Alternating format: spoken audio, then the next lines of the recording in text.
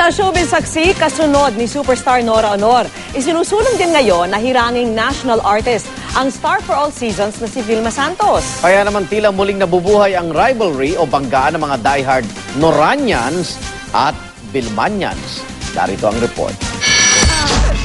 No! No! Wait! Wait! Wait! No! Dahil sa di raw matatawaran na ambag ni Nora Aunor sa pelikula at telebisyong Pilipino, todo suporta ang mga certified Noranian sa resolusyon sa Kamara na nagsusulong na kilalanin ng superstar bilang national artist. Si Nora Aunor, idol ko yun. Magaling naman silang artista eh. Stage play, concert, Asian Best Actress, lahat na CNN, Best Actress, lahat na nasa kanya. So, what more? Di ba? Wala na. Wala ka na dapat patunayan. Ang Nora Aunor, wala na dapat patunayan. Pero hirit na mga fans ng mahigpit niyang katunggaling si Vilma Santos, deserving din daw na hiranging national artist ang star for all seasons. Hindi rin daw pahuhuli si Ate B sa dami ng parangal. Boyfriend ko si Al. Mahal na mahal niya ako. Layuan mo siya. Bakit?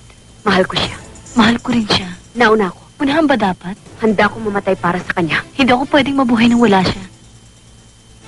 Si Vilma Santos. Pareho silang maganda, saka natural lumakto. Mas lamang si Vilma. Marami na rin sila naitulong sa industriya ng show business. Kaya si Quezon Representative Erin Tanyada, magpapasa rin daw na resolusyon para kilalanin ding national artist si Ate V. As soon as a session opens, we can already file it, no? So, para at least maiwasan na rin natin yung intrigahan mula sa dalawang panig. Sa tingin ko naman dapat pareho sila magagaling na artista. Ang Malacanang masusi daw pag-aaralan ang mga mungkahi. If and when a submission is given, then we'll certainly take it under consideration. I don't want to wade into the Nora Vilma battle at this point. Bukod kay Ate V, nais din daw ni Tanyada na tanghaling national artist si dating Pangulong Joseph Estrada, gaya ng matalik niyang kaibigan at hari ng pelikulang Pilipino na si Fernando Poe Jr. May mga nagsusulong din na nominasyon para kay Comedy King Dolphy. Para sa saksi, Sherian Torres nag-uulat.